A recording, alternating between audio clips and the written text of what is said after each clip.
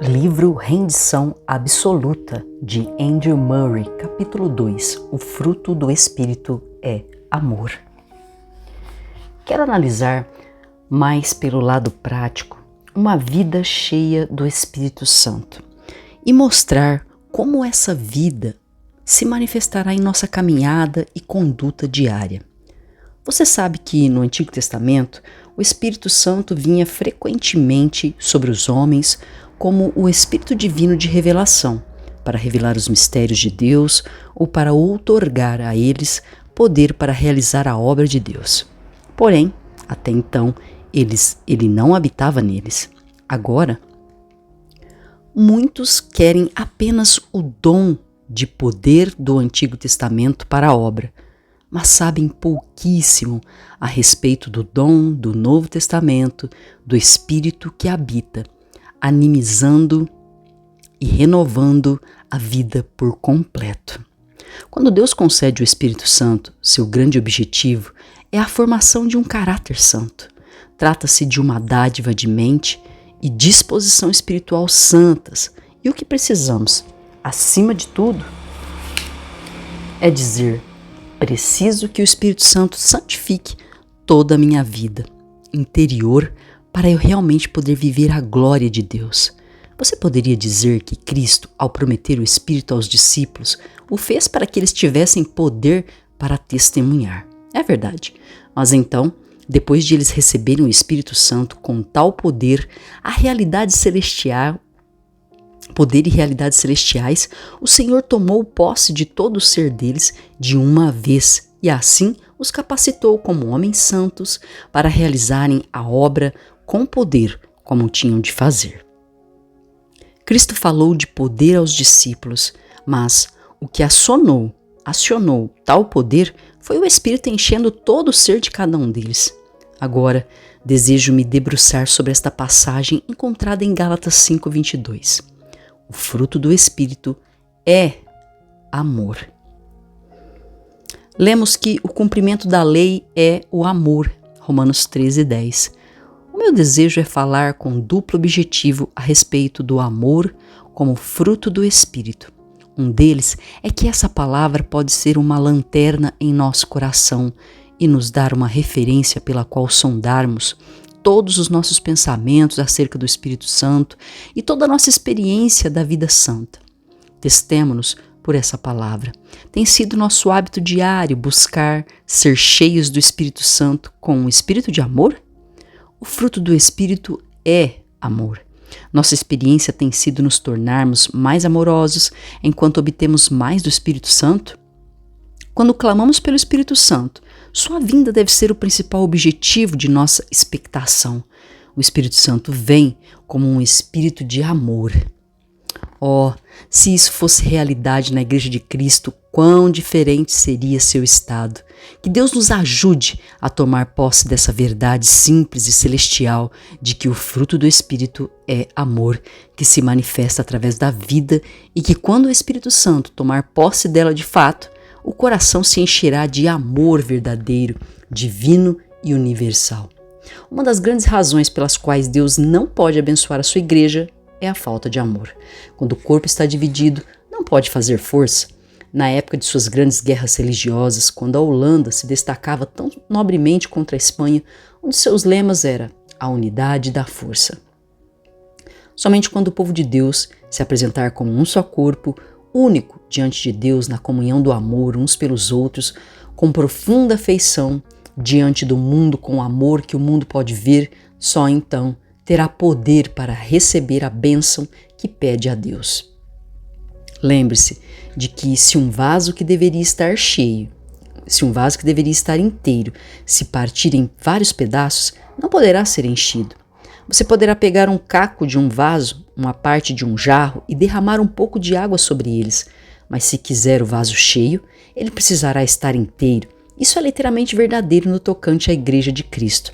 E se há algo pelo que ainda devemos orar, é o seguinte: Senhor, funde-nos como em um só corpo pelo poder do Espírito Santo, que Ele, que no Pentecoste fez todos um só coração, e uma só alma, realize a sua obra bendita em nós.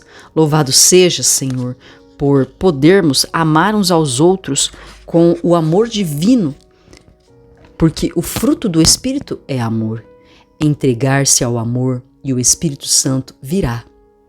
Entregue-se ao amor e o Espírito Santo virá. Receba o Espírito e ele lhe ensinará a amar mais e mais. Deus é amor. Porque o fruto do Espírito é amor? Ora, porque Deus é amor. 1 João 4:8.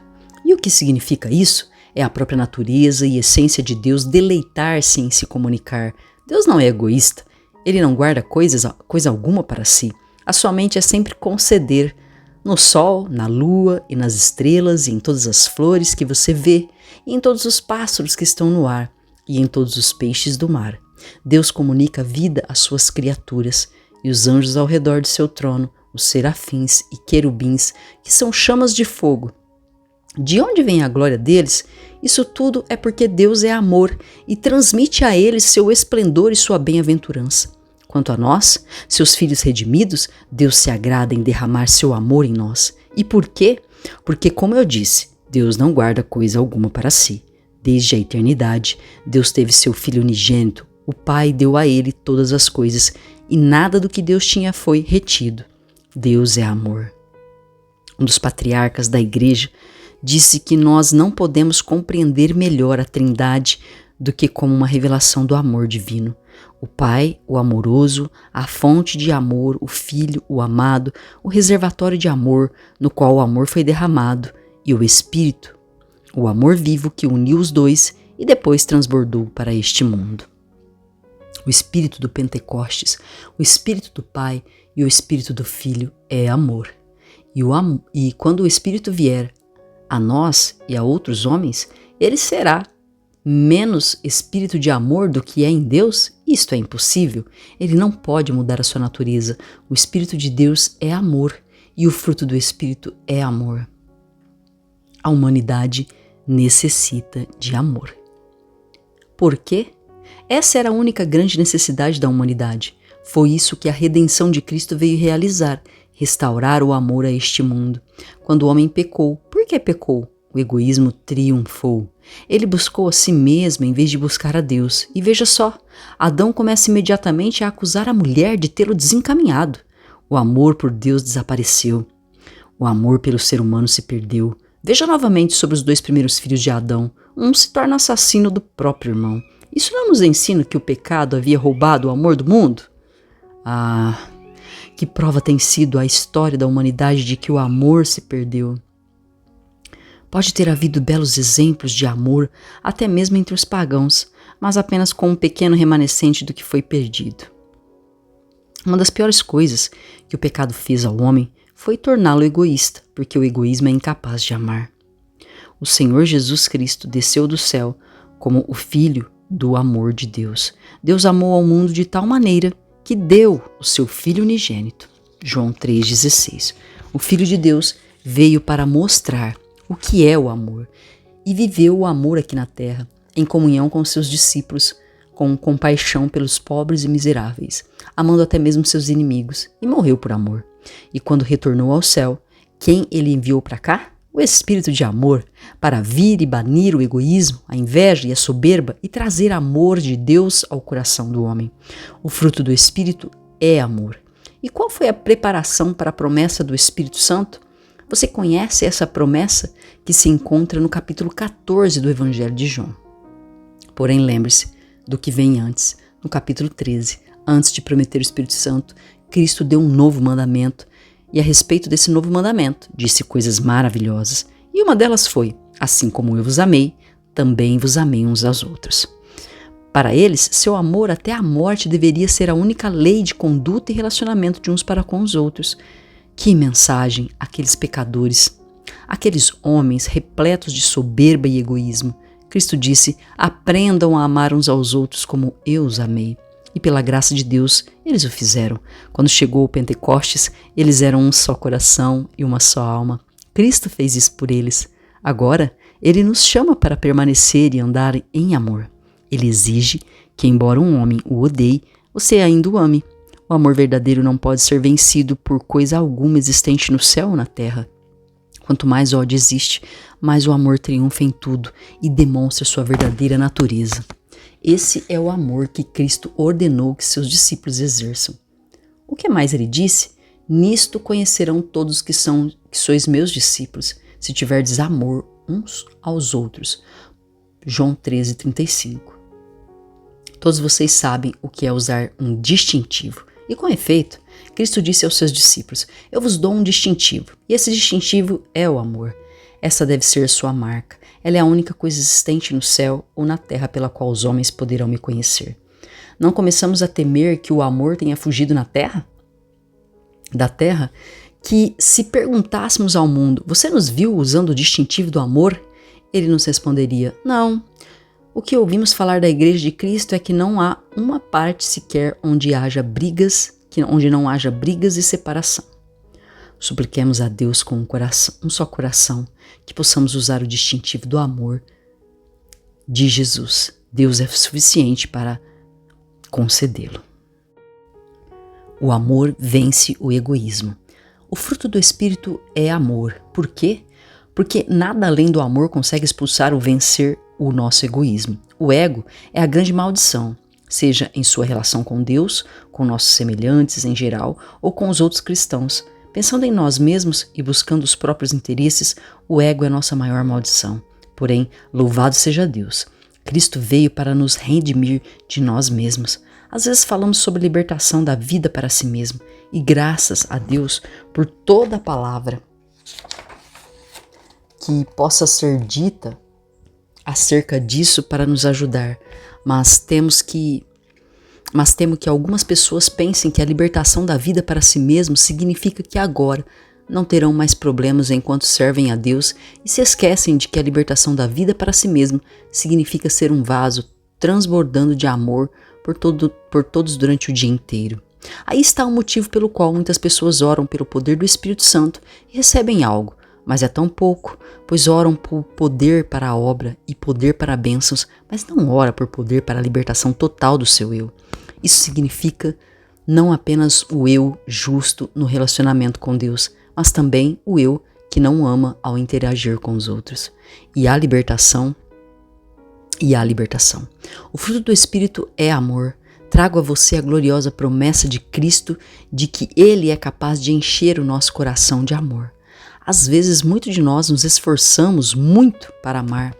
Tentamos esforçar-nos a amar e eu digo que isso seja não digo que isso seja errado. É melhor do que nada.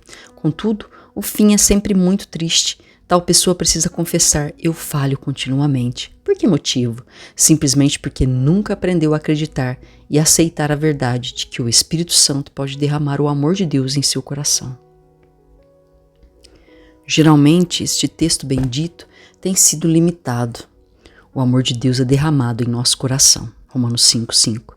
Frequentemente, ele foi entendido desta forma: refere-se ao amor de Deus por mim. Que limitação!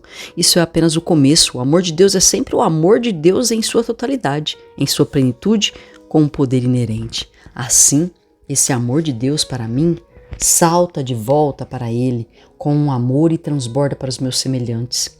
Como amor, o amor de Deus por mim, o meu amor por Ele e meu amor pelo próximo. Os três são um e é impossível separá-los. Acredite, sim, que o amor de Deus pode ser derramado em seu coração e no meu para que possamos amar durante o dia todo. Você diz: entendi tão pouco disso. Por que um cordeiro é sempre manso? Porque essa é a sua natureza. Custa ao cordeiro algum trabalho ser manso? Não. Por que não? Ele é tão lindo e manso. Um cordeiro precisa estudar para ser manso? Não. Porque isso é tão fácil. Porque essa é a sua natureza. E quanto ao lobo, por que não lhe custa nada ser cruel e fincar suas presas no pobre cordeiro ou ovelha? Porque essa é a sua natureza. Ele não precisa reunir coragem. A natureza do lobo está presente. E como eu posso aprender mais? Isso só acontecerá quando o Espírito Santo de Deus encher meu coração com o amor de Deus e eu começar a ansiar pelo amor de Deus como uma percepção muito diferente daquela com que busquei tão egoisticamente, como um conforto, uma alegria, uma felicidade, um prazer para mim mesmo. Isso não acontecerá antes de eu começar a aprender que Deus é amor e reivindicá-lo, e recebê-lo como um poder que habita em mim para que haja o sacrifício do meu eu.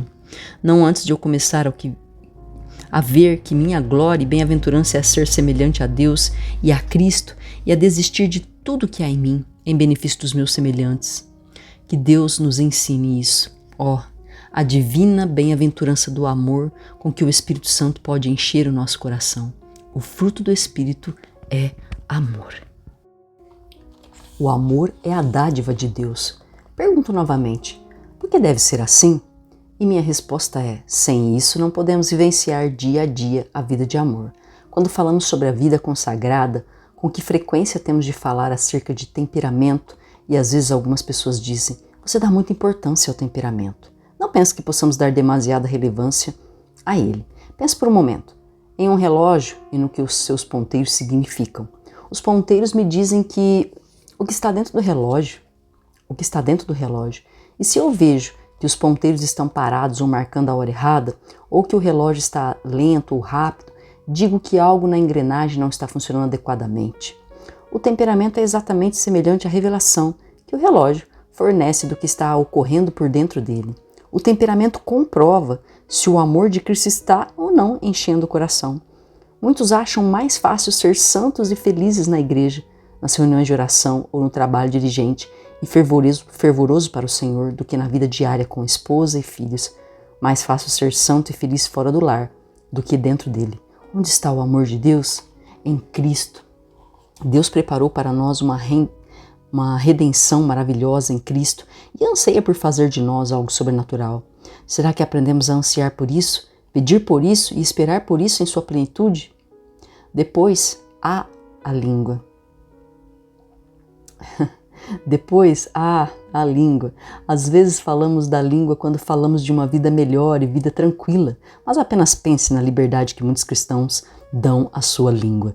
Eles dizem, eu tenho o direito de pensar no que me agrada. Quando falam um do outro, quando falam dos seus vizinhos, quando falam de outros cristãos, quando frequentemente há comentários ásperos. Deus me impeça de dizer qualquer coisa que não seja amorosa. Deus cale minha boca se não for para eu falar com ternura. Porém, o que eu estou dizendo é um fato. Quão frequentemente se encontra entre os cristãos que estão unidos na obra crítica mordaz, julgamento severo, opinião precipitada, palavras desamorosas, mútuo desprezo oculto, mútua condenação secreta. Assim como o amor da mãe cobre seus filhos e deleita-se neles, e tem mais terna compaixão por suas fraquezas ou seus fracassos, deve haver no coração de todo cristão um amor materno por cada irmão e irmã em Cristo. Você tem esse objetivo? Tem buscado? Alguma vez implorou por isso? Jesus Cristo disse, como eu vos amei, amei uns aos outros. João 13:34. Ele não colocou isso em outros mandamentos, de fato. Ele disse, novo mandamento vos dou, que vos ameis uns aos outros, assim como eu vos amei. É com nossa vida e conduta cotidiana que o fruto do Espírito é o amor. Disso decorrem todas as graças e virtudes nas quais o amor se manifesta. Alegria, paz, longanimidade, benignidade, bondade, nenhuma aspereza ou dureza em seu tom, nenhuma grosseria ou egoísmo, mansidão diante de Deus e do homem. Você vê que todas essas são as virtudes mais mansas ao ler em Colossenses as palavras revestivos, pois como eleitos de Deus, santos e amados, de ternos afetos de misericórdia, de bondade, de humildade, de mansidão, de longanimidade. 3:12. Eu frequentemente pensava, se houvéssemos escrito isto, deveríamos ter colocado em primeiro plano as virtudes masculinas, como zelo, coragem, diligência, mas precisamos ver como as virtudes femininas mais suaves estão especialmente relacionadas à dependência do Espírito Santo. Essas são de fato graças celestiais. Elas nunca foram encontradas no mundo pagão. Foi necessário Cristo vir do céu para nos ensinar. A sua bem-aventurança é longanimidade, mansidão, bondade. A sua glória é humildade diante de Deus. O fruto do Espírito que ele trouxe do céu pelo coração do Cristo crucificado e concede ao nosso coração é, antes de mais nada, o amor. Você sabe o que diz João? Você sabe o que João diz? Ninguém jamais viu a Deus se amamos uns aos outros. Deus permanece em nós. 1 João 4:12. Ou seja, eu não consigo ver a Deus, mas como compensação, posso ver meu irmão. E se o amo, Deus habita em mim. Isso é realmente verdadeiro? Eu não consigo ver a Deus, mas preciso amar meu irmão. Então Deus habitará em mim? Amar meu irmão é o caminho para a verdade, caminho para a verdadeira comunhão com Deus. Você sabe o que mais João diz naquele teste mais solene? Se alguém disser amo a Deus e odiar a seu irmão, é mentiroso, pois aquele que não ama a seu irmão, a quem vê, não pode amar a Deus a quem não vê. 1 João 4:20. Há um irmão, um homem totalmente desagradável. Ele o aborrece todas as vezes que você o encontra. Ele tem caráter totalmente oposto ao seu. Você é um empresário meticuloso e tem de lidar com ele em seus negócios. Ele é muito desleixado e antiprofissional. E você diz, eu não consigo amá-lo. Ó amigo, você não aprendeu a lição que Cristo quis ensinar acima de tudo. Seja o que quer que uma pessoa seja, você deverá amá-la. O amor deve ser o fruto do Espírito o dia todo e todos os dias. Sim, ouça, se alguém não ama seu irmão a quem vê, se você não ama aquela pessoa desagradável que você vê, como pode amar a Deus a quem você não vê? Você pode se enganar com belos pensamentos acerca de amar a Deus. É necessário que você prove o seu amor a Deus amando a seu irmão. Esse é o único padrão pelo qual Deus julgará o seu amor a Ele. Se o amor a Deus estiver em seu coração, você amará o seu irmão. O fruto do Espírito é amor. Por que motivo o Espírito Santo de Deus não pode vir com poder? Não é possível. Você se lembra da comparação que usei ao falar do vaso? Posso colocar um pouco de água em um caco de vaso ou em uma parte de jarro, mas para ficar cheio, o vaso precisa estar inteiro. E onde quem quer que se reúnam, qualquer igreja, missão ou sociedade que pertençam, os filhos de Deus precisam amar uns aos outros intensamente. Caso contrário, o Espírito de Deus não pode realizar a sua obra. Nós falamos de entristecer o Espírito de Deus por mundanismo, ritualismo, formalidade, erro e indiferença. Mas eu lhe digo, a única coisa acima de tudo que entristece o Espírito de Deus é essa falta de amor. Que cada coração examine a si mesmo e peça que Deus o examine. O amor de Deus traz unidade. Por que somos ensinados que o fruto do Espírito é amor?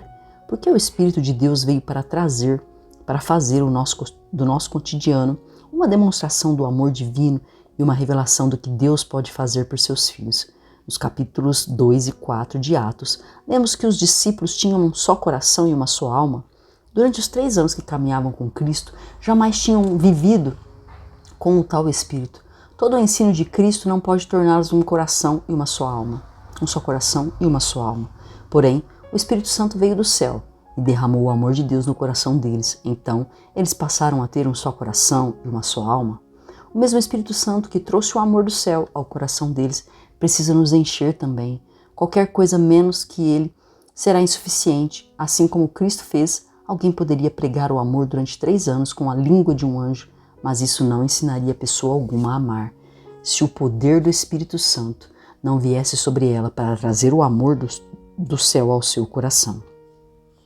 Pense na igreja em geral. Que divisões? Pensa nos diferentes corpos. Considere a questão da santidade, a questão do sangue purificador, a questão do batismo do Espírito. Que diferenças tais questões causam entre os queridos cristãos? Existir diferenças de opinião não me incomoda. Nós não temos a mesma constituição, o mesmo temperamento e nem a mesma mente. Porém, quantas vezes ódio, amargura, desprezo, separação e desamor são causados pelas mais sagradas verdades da palavra de Deus? Nossas doutrinas e nossos credos têm sido mais importantes do que o amor. Frequentemente pensamos ser guerreiros da verdade e esquecemos o mandamento de Deus de falar a verdade em amor. Assim, aconteceu na época da Reforma, entre as igrejas luterana e calvinista. Quanta amargura houve naquele tempo em relação à Santa Ceia, que deveria ser o vínculo de união entre todos os cristãos.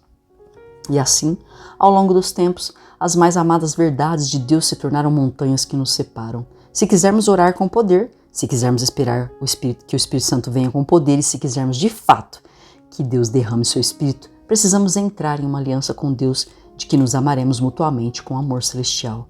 Você está pronto para isso? Só é amor verdadeiro aquele que é suficientemente grande para abraçar todos os filhos de Deus, os mais desamorosos e não merecedores de amor, indignos, insuportáveis e desafiadores.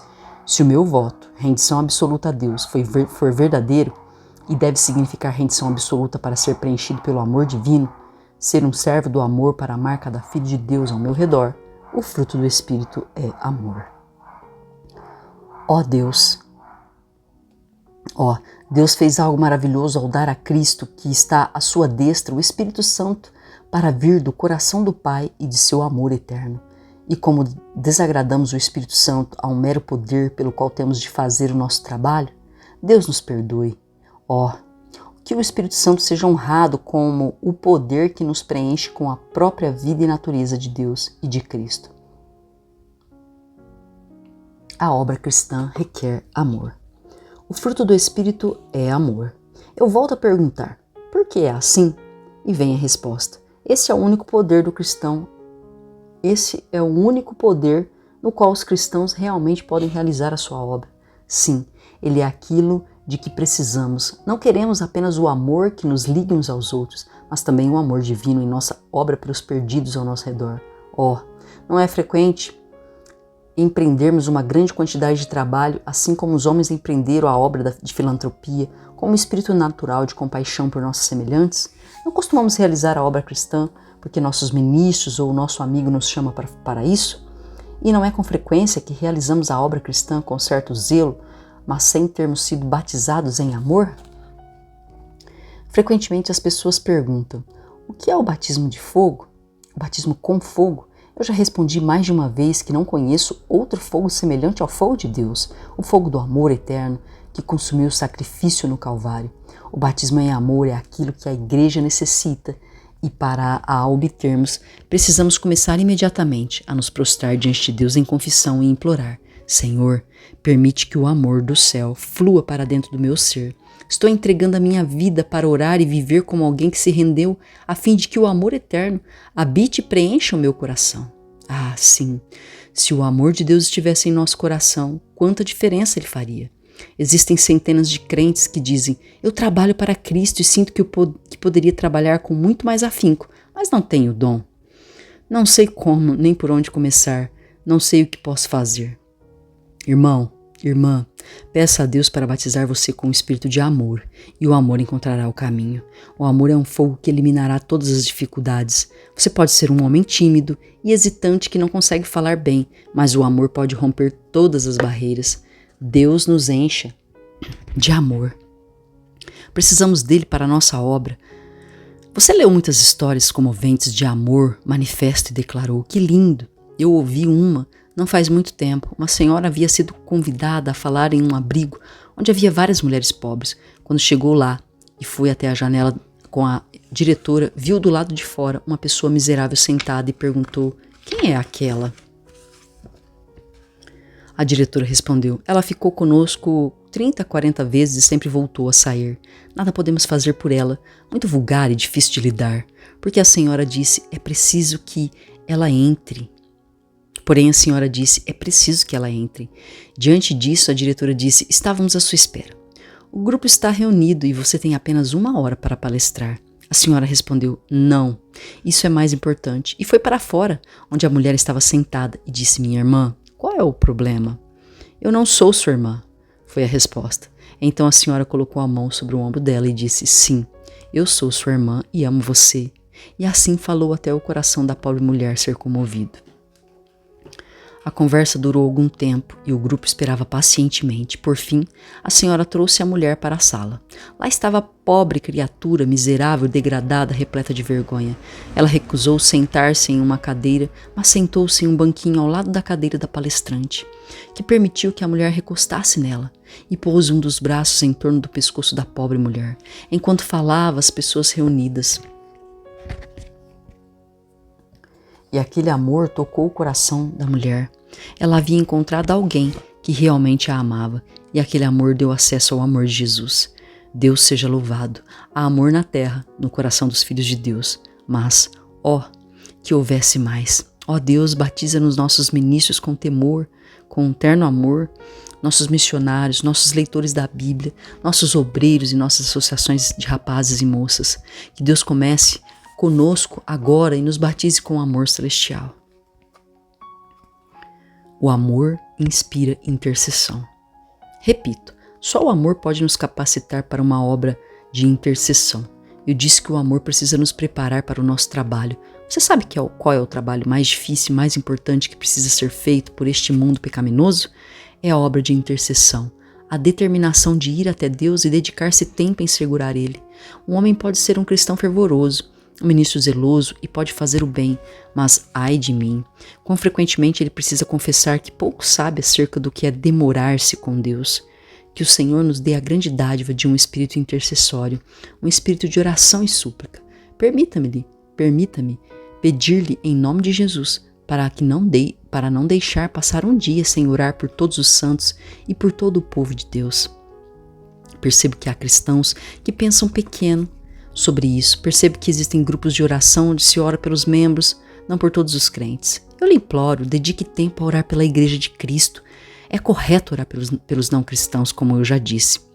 Deus nos ajude a orar mais por eles. É correto orar pelos missionários, pela obra de evangelização, pelos não convertidos, porém, Paulo não disse às pessoas para orarem pelos gentios ou pelos não convertidos. Paulo lhes disse para orarem pelos cristãos. Faça com que essa seja a sua primeira oração. Todos os dias. Senhor, abençoa os teus santos em todos os lugares. O estado da Igreja de Cristo é indescritivelmente deficiente. Rogue pelo povo de Deus para que Ele os visite. Rogue uns pelos outros. Rogue por todos os cristãos que estão tentando trabalhar para Deus. Deixe o amor preencher o seu coração. Peça a Cristo para derramar em você um amor novo todos os dias. Esforce para permitir que esse amor adentre em seu ser pelo Espírito Santo de Deus. O fruto do Espírito é amor. Deus nos ajude a compreender isso. Deus conceda que, dia após dia, aprendemos a esperar nele com mais tranquilidade. Que não esperemos em Deus apenas por nós mesmos. Caso contrário, o poder de fazê-lo se perderá um pouco.